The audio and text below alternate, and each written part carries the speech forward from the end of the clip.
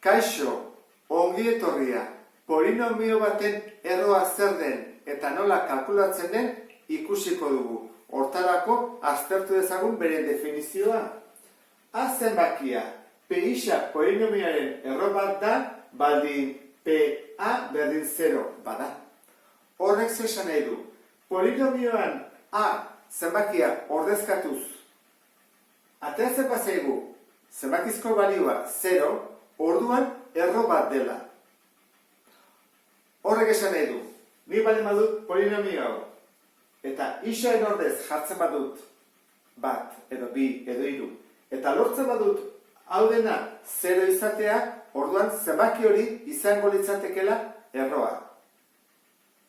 Baina ondarraren teoremarekin badakigu zenbakizko balioa eta ondarra berdina dela. Honek esan nahi du, ondarra 0 dela. Zenbakizko balio ere 0 delako. Baina ez hori bakarrik. Gainea, isakenarekin zatigarria izango litzateke. Hau da, haren ordez jartzen badugu minusa, atako litzaiguke ondarra 0. Eta bukatzeko, gai askiaren zatitzailea izan beharko luke, A zenbaki honek. Orduan, ikusi dezagun nola egiten den. Hau baldin badugu polinomioa eta erroa kalkulatzeko, ez gasiko probatzen batekin eta bikin eta irukin. Egingo dugu Ruffiniren bidez, badago beste bide bat ere. Baina orain ikusiko dugu Ruffiniren bidez nola egiten den. Zer egiten da lehenengo? Koefizienteak bakarrik jarri. Hirugarren maila bat. Bigarren maila -2. Lehenengo maila -5. Gai askea 6. Hemen jarri behar dugu zenbaki bat. Baina izan behar du gai askearen zatitzailea. Zein da gai askea 6? Zein dira bere zatitzaileak? Hemen jarriko dut zatitzaileak. 6-enak dira. Izaiteke bat edo -1, bi edo -2, hiru edo -3, 6 edo -6. Asko ez da? Guztiraz, lau eta lau, 8. Saiak erasko imako behituzke. Goazen probatzea batekin adibidez, gero ikusiko dugu bikin eta horrela. Jarriko dut hemen bat. Ego dugu. Jaisten dugu, bat, -1, diagonalean bidertu, -1, -6, eta atain zei, bat bider -6, -6, 0.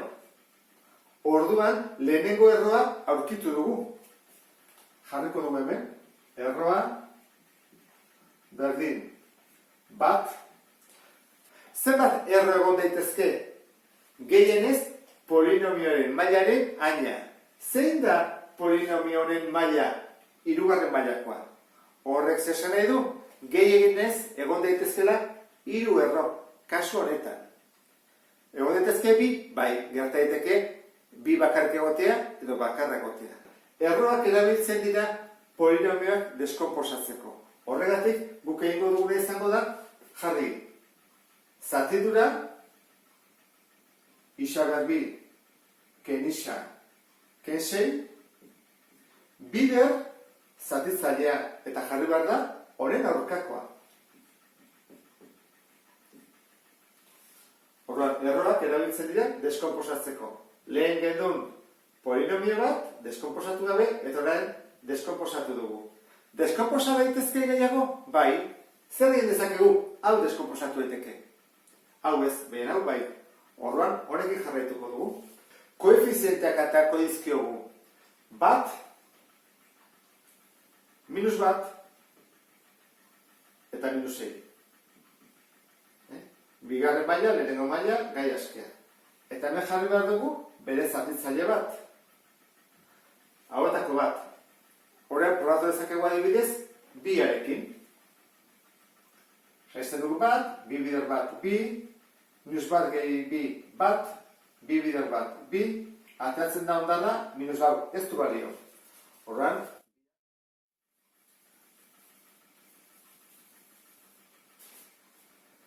probatu dezakegu ere, -2arekin.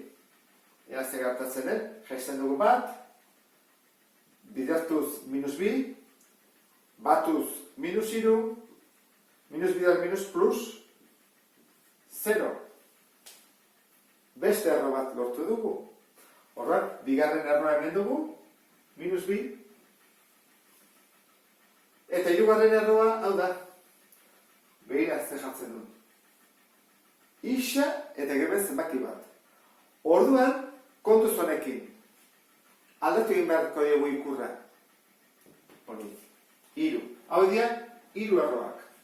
Eta esango duzu, zergatik aldatu behar diot, begira zer gertatzen den. Nik hau, deskomposatzerakoan, zer jartzen da? Honen aurkakoa, ixa gehi bi, eta zatidura, ixa keniru. Eta lehen digendu nago, Plus, minus jarri barko nuke erroantzat. Erroa dira horren aurkakoak. Minus, plus, hemen dago bezala. Orduan, ikurrarekin hau daitezke arazoak. Noiz den plus, noiz den minus. Baina goratu, erroa kalkulatzeko, izaten da, Ruffini erabiltzen dugun hemengo berdina, eta hemengo aurkakoa. Ulertu da, ezta?